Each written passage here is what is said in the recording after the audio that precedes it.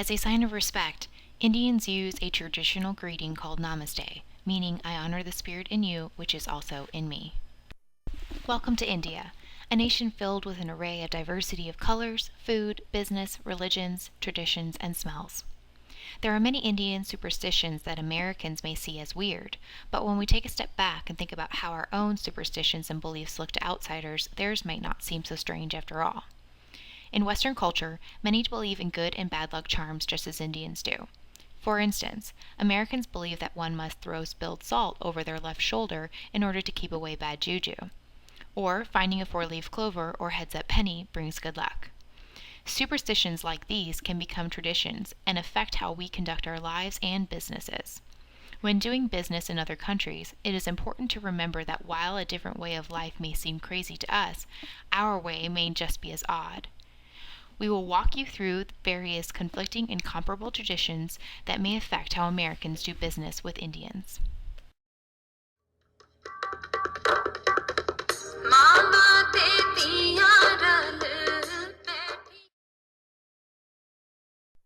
The Indian culture is one of inclusiveness. For example, while visiting their country, we saw several Christmas displays in stores and hotels, even though Christianity is only the fourth most popular religion behind Hinduism, Muslim, and Buddhism.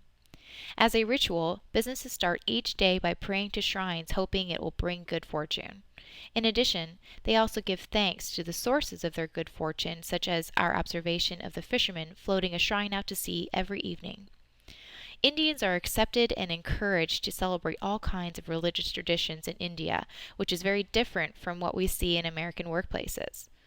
While retail stores in the U.S. take advantage of holidays so that they can make money, other businesses strongly are discouraged to display any type of religious paraphernalia because of fear of lawsuits or discomfort from surrounding employees. In addition, there are constant debates over the use of the word God in schools and over religious decorations during the holidays in government organizations. Rather than embracing other cultures and beliefs in the workplace, Americans seem to be offended by any belief system that is not their own. When conducting business with Indians or in India, many Americans may feel uncomfortable with a variety of accepted religious traditions in the workplace. An example of how close religious beliefs are tied to the culture of an Indian workplace is described in the Reliance case. While Reliance Industries was building a new textile manufacturing plant, their American supervisor began to see some very strange behavior. While overseeing a site with approximately 2,500 workers, he noticed that a sizable number of workers stopped showing up, making them at risk of not meeting their deadline. He learned from his Indian counterpart that the workers believed there was an evil spell on the site. In order to combat this belief, they hired a Hindu holy man to come in and perform a puja on the site. They set up a temporary structure and invited all workers to attend. All workers and management team participated in the ritual. The next day, all employees returned to work and the project continued on as planned. Our cultures define our fundamental beliefs about how the world works and forms how we interact and communicate with others, as well as how we develop and maintain relationships. Doing business in India requires an understanding of its culture and business practices. Understanding those differences and adapting to them is key for success.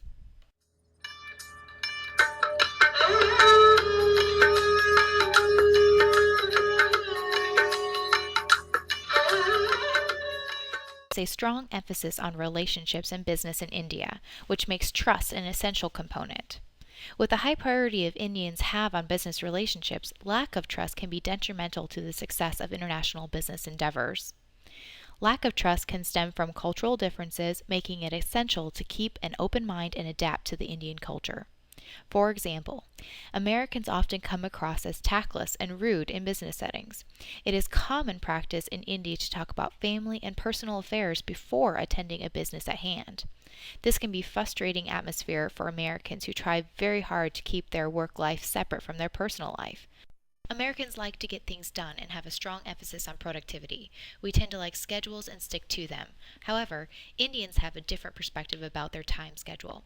IST, which you may think refers to as Indian Standard Time, is commonly referred to as Indian Stretchable Time.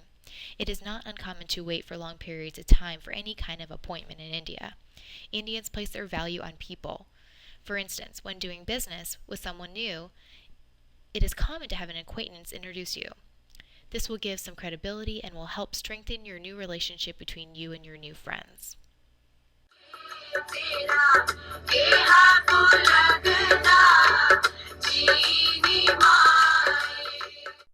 Hierarchies in India are a way of life that is encouraged through the caste system.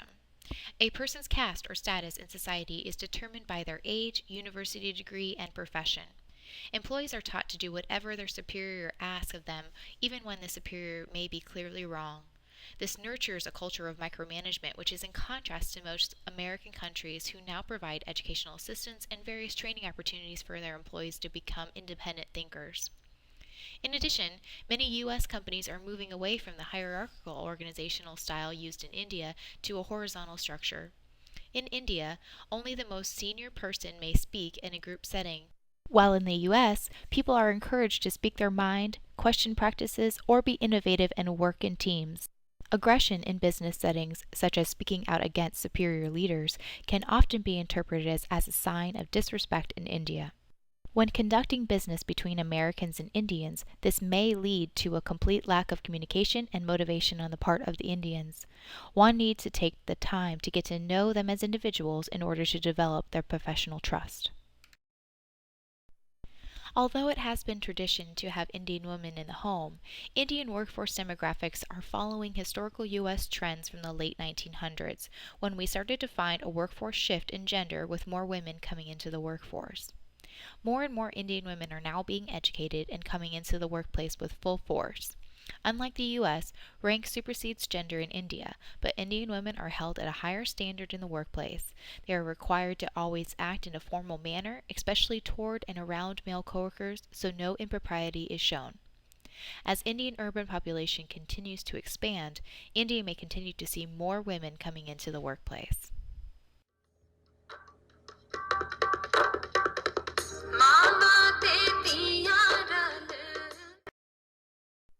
As noted above, correct communication is key to building lasting relationships in India, and therefore it is paramount for international business success. Nonverbal communication is important and often misunderstood. Problems can arise when two cultures interact because the physical and nonverbal signals may have different meanings within each culture. In India, shaking the head from side to side is a visual way that communicates that they understand and it is agreed with. On the other hand, in American culture, this is a sign of disagreement. The Indian culture does not have a clear nonverbal way to express the word no because they like to accommodate the needs of those around them. For example, many of us got confused while over there when we were communicating with taxi drivers, bargain shopping, or requesting to take pictures of Indians. We were thinking that they were agreeing to something when they actually had not, because the Indian head bob, which it was fondly described as, was often misleading. Miscommunications or misunderstandings of cultural differences can lead to disasters in the business environment. In order to conduct business successfully in India, it is important to be open to others' beliefs and cultures and respect their way of life.